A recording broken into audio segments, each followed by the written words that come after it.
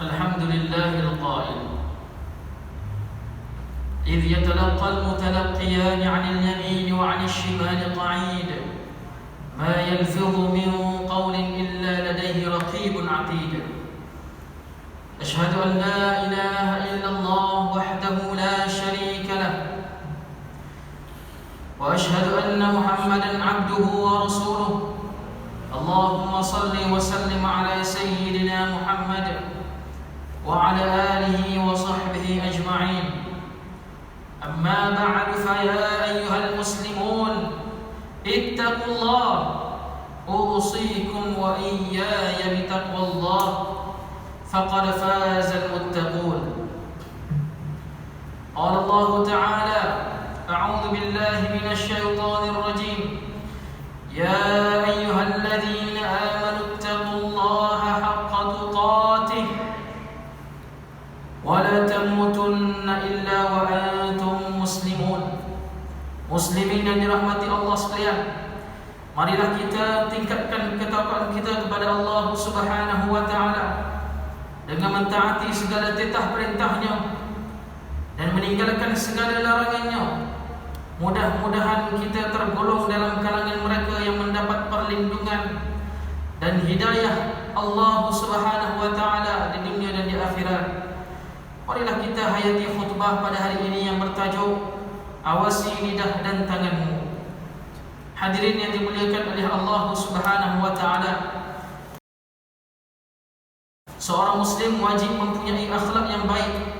Ia adalah tanda, alamat dan bukti keimanan kepada Allah Subhanahu wa taala, dan ia juga adalah kesan spontan, bukan pilihan dalam hidup bersyariat.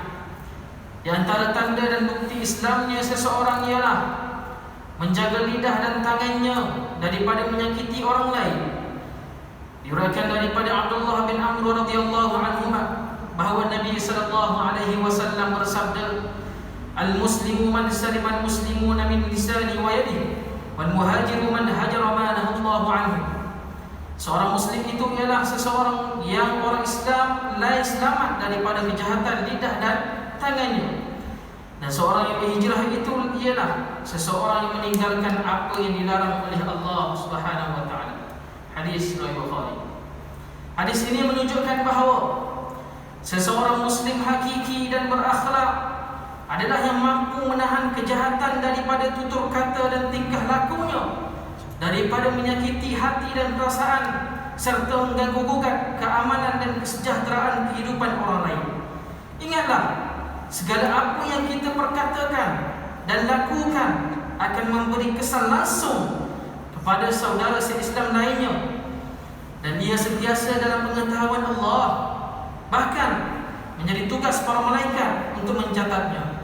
Firman Allah Subhanahu wa taala dalam surah Qaf ayat 17 dan 18, sebagaimana yang dibacakan dalam mukaddimah khutbah tadi, yang bermaksud semasa dua malaikat yang mengawal dan menjaganya menerima dan menulis segala perkataan dan perbuatan, yang satu duduk di sebelah kanannya dan yang satu lagi di sebelah kirinya. Tidak ada sebarang perkataan yang dilafazkannya atau perbuatan yang dilakukannya, melainkan ada di sisinya pengawas yang sentiasa sedia dan menerima dan menulisnya. Hadirin Jumaat sekalian, berakhlaklah apabila lidah menutur kata. Ia sangat lembut pada zahirnya tetapi lebih tajam daripada mata pedang. Berfikirlah dahulu untuk menuturkan pandangan dengan bahasa yang lembut. Jangan menuturkannya jika boleh menghina, mencaci dan menyakiti hati orang lain. Ingatlah bahawa antara perkara yang tidak boleh diundur adalah kata-kata yang keluar daripada dua rahang selain waktu dan kesempatan yang tidak akan berulang untuk sekali kalinya. Tutur kata dan lafaz yang kita ucapkan juga bakal dipertanggungjawabkan di hadapan Allah Subhanahu wa taala pada hari akhirat kelak. Diriwayatkan daripada Abu Hurairah radhiyallahu anhu bahawa Nabi sallallahu alaihi wasallam bersabda, "Inna Allah tajawaza an ummati ma haddathat bihi anfusa ma lam ta'mal aw tatakallama." Sesungguhnya Allah Subhanahu wa taala tidak mengambil kira daripada umatnya apa yang disimpan di dalam hatinya selagi mana tidak dilakukan atau diperkatakan. Hadis riwayat Al-Bukhari. Berkaitan hadis ini, Imam Ibn Hajar Al-Asqalani menyatakan bahawa niat yang jahat belum menjadikan seseorang berdosa. Niat yang jahat belum menjadikan seseorang berdosa. Akan tetapi jika kejahatan tersebut diungkapkan atau dilakukan, maka ia dicatat dan dikira sebagai berdosa. Hadirin yang dirahmati Allah sekalian, dalam kegairahan kita berhujah dan berdebat, terdapat segelintir umat Islam yang sengaja melajakkan lidah dan perbuatannya demi hati yang mahu kepuasan hasutan syaitan untuk membalas dendam, menjatuhkan serta menyerang pribadi seseorang atau satu-satu kumpulan yang tidak sehaluan. Ketika pentas berbicara merendahkan sifat Nabi SAW yang mulia dan agung, tidak terfikirkah bahawa perbuatan itu sangat keji dan tidak berakhlak sama sekali? Terlupukah kehinaan yang Allah timpakan ke atas pelaku yang menghina kekasih Allah? Adakah dia tidak tahu akan alam barzakh yang penuh dengan ular dan kala? Ketika menari jari jemari menyusun perkataan bersifat fitnah dan adu domba di media sosial, adakah dia tidak sedar akan dosa dan azab yang pedih menantinya? Diriwayatkan daripada Samurah bin Jundub radhiyallahu anhu bahawa Nabi sallallahu alaihi wasallam bersabda, "Wa amma ar-rajul alladhi ataita alaihi yusharsharu shidquhu ila qafahu wa manakhiruhu ila qafahu wa 'ainuhu ila qafahu fa innahu ar-rajul yaghdu min baitihi fayakdhibu al-kadhabata tablughu al-afaq." Adapun orang yang diseksa dengan penyangkut besi yang menembusi pipi hingga ke belakang lehernya, dan disangkut lubang hidung hingga menembusi belakang lehernya, dan disangkut mata hingga menembusi belakang lehernya, ialah kerana kerjanya sejak pagi menyebarkan pembohongan dari rumahnya hingga ke seluruh ufuk penjuru dunia. Hadis riwayat Al-Bukhari. Allah Subhanahu wa taala juga memberi ancaman kepada sesiapa yang menyakiti orang lain, sebagaimana firman Allah Subhanahu wa taala dalam surah Al-Ahzab ayat 58. A'udzu billahi minasyaitonir rajim. Walladzina yu'dzuna al-mu'minina wal mu'minati bighairi maktasabu faqad ihtamalu buhtanan wa ithman mubina. Dan orang-orang yang mengganggu serta menyakiti orang-orang lelaki yang beriman dan orang-orang perempuan yang beriman dengan perkataan atau perbuatan yang tidak tepat dengan sesuatu kesalahan yang dilakukannya, maka sesungguhnya mereka telah memikul kesalahan menuduh secara dusta dan berbuat dosa yang amat nyata. Hadirin Jumaat sekalian, sesungguhnya kata-kata kesat dan maki hamun yang dilemparkan sesama muslim adalah satu fitnah besar kepada Islam dan umat Islam. Ia sekaligus mencela, merobek dan menjatuhkan imej Islam yang sifatnya menyelamatkan dan mendamaikan antara sesama Islam maupun bukan Islam. Lebih buruk lagi, keruntuhan akhlak Islam ini akan menyebabkan runtuhnya marwah ummah dan agama Islam itu sendiri. Permusuhan yang berlaku sesama umat Islam membuka peluang kepada pihak musuh mengambil kesempatan untuk menyerang Islam dan umatnya tanpa sedikit pun merasa bersalah. Bahkan mereka rasa bangga dan begitu juga yakin kerana ia dimulakan dengan dirancangkan oleh umat Islam sendiri. Mereka berani memijak, menconteng, membakar dan melakukan apa sahaja, semuanya kerana adanya segelintir umat Islam yang berperilaku hina dan tidak berakhlak demi kepentingan dunia dan kekuasaan mereka. Hakikatnya, umat Islam yang tidak berakhlak inilah yang menjadikan umat Islam semakin hina dan berlebih. Ketahuilah, perkataan jahat yang dilafazkan oleh lidah dan perbuatan maksiat yang dilakukan oleh tangan serta panca inderanya akan menghakis dan menghabis segala amal soleh kita. Tidak cukup setakat itu sahaja, seseorang bahkan menanggung pula dosa kejahatan orang lain yang tidak dilakukannya.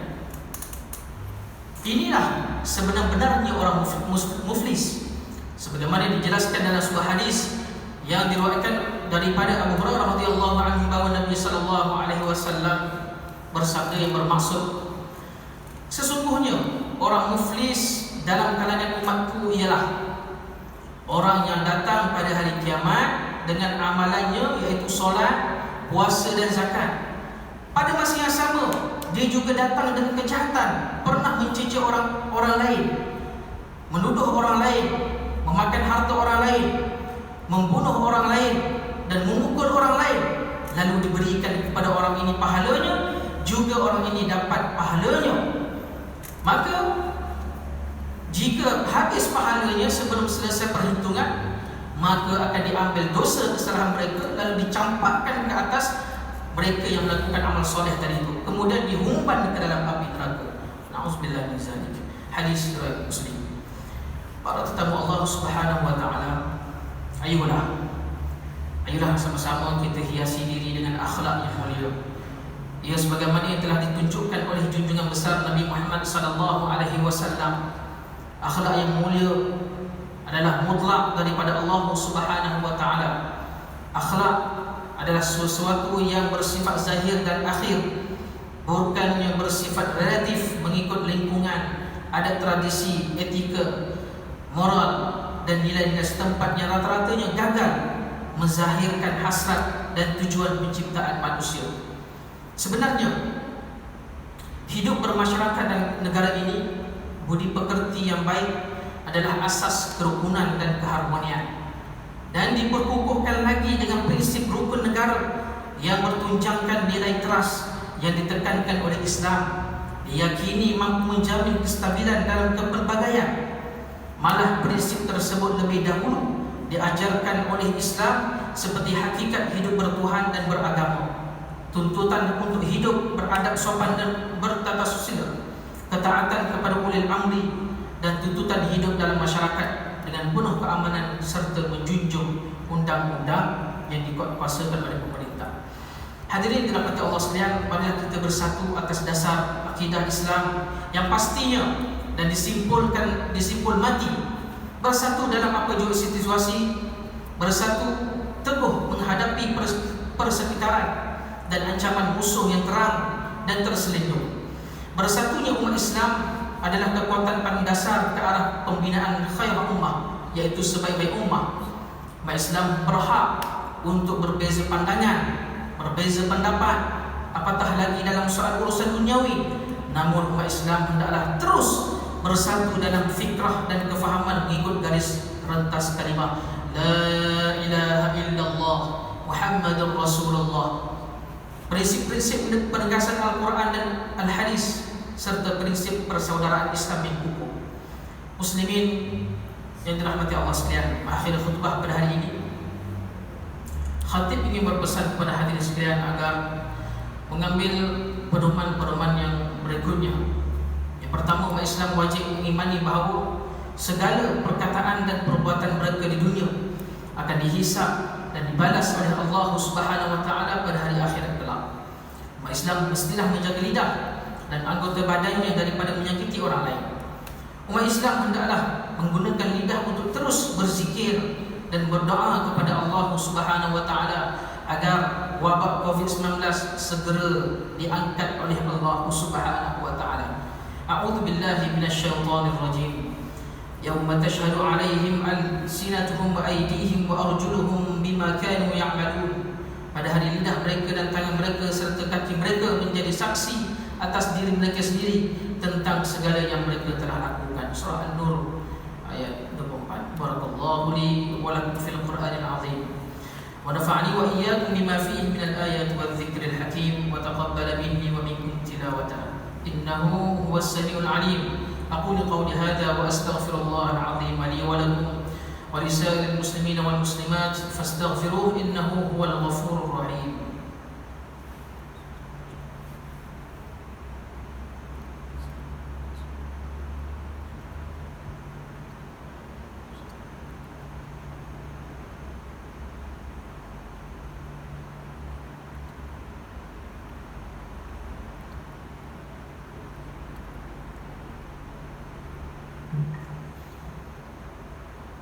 الحمد لله الذي جعلنا من المسلمين ورزقنا من الطيبات. أشهد أن لا إله إلا الله وحده لا شريك له وأشهد أن محمدا عبده ورسوله. اللهم صل وسلم وبارك على سيدنا محمد وعلى آله وصحبه ومن تبعهم بإحسان إلى يوم الدين. أما بعد فيا عباد الله اتقوا الله أوصيكم وإياي بتقوى الله فقد فاز المتقون. Hadirin yang berbahagia, dalam usaha kita memutuskan rantaian COVID-19 ini, setiap jemaah diminta terus berdisiplin dan wajib mematuhi SOP yang telah ditetapkan oleh pihak JAIS, khususnya mengambil wuduk di rumah, membawa sejadah masing-masing, memakai pelitup muka ketika hadir di masjid dan surau, serta mengamalkan penjarakan sosial. Bagi mereka yang tidak sehat adalah dilarang sama sekali untuk melaksanakan solat di masjid dan di surau. Inna Allah wa malaikatahu yusalluna 'alan nabi ya ayyuhalladzina amanu sallu 'alaihi wa sallimu taslima. Allahumma ighfir lil muslimina wal muslimat wal mu'minina wal mu'minat al ahya'i minhum wal amwat innaka sami'un qaribun mujibud da'wat wa ya qadiyal hajat. Allahumma inna nas'aluka wa natawassalu ilaika bi nabiyyikal amin ونسألك بأسمائك الحسنى وصفاتك العظمى أن تحفظ بعين عنايتك الربانية وبحفظ وقايتك الصمدانية جلالة ملك المعظم سلطان سلانور سلطان شرف الدين الشاه الحاج ابن المرحوم سلطان صلاح الدين عبد العزيز الشاه الحاج. اللهم أدم العون والهداية والتوفيق والصحة والسلامة منك لولي عهد سلانور تنكو أمير الشاه ابن السلطان الشرف الدين الشاه الحاج في أمن وصلاح وعافية بمنك وكرامك يا ذا الجلال والإكرام. اللهم أطل عمرهما مصلحين للموظفين والرعية والبلاد وبلغ مقاصدهما لطريق الهدى والرشاد. Ya Allah, Engkaulah Tuhan yang Maha Berkuasa. Kami bersyukur kehadirat-Mu yang telah memurniakan kami rahmat dan keberkatan pada negeri ini yang terus sejahtera dan maju, serta rakyatnya bersatu padu di bawah naungan dan pimpinan raja kami sebagai ketua agama Islam di negeri ini. Ya Allah, Kau lindungilah kami semua daripada bala bencana dan angkatlah wabak penyakit seperti COVID-19. Allahumma ya dafi'al bala irfa' 'anna hadha al-waba' wal bala' wal marad wash shada'id wal mihad bi lutfika ya latif innaka 'ala kulli shay'in qadir wa bil ijabati jadir. ربنا هب لنا من ازواجنا وذرياتنا قرة اعين واجعلنا للمتقين اماما. ربنا آتنا في الدنيا حسنة وفي الآخرة حسنة وقنا عذاب النار. عباد الله، إن الله يأمر بالعدل والإحسان وإيتاء ذي القربى وينهى عن الفحشاء والمنكر والبغي يعظكم لعلكم تذكرون. فاذكروا الله العظيم يذكركم واشكروه على نعمه يزدكم واسألوه من فضله يعطكم ولذكر الله أكبر والله يعلم ما تصنعون.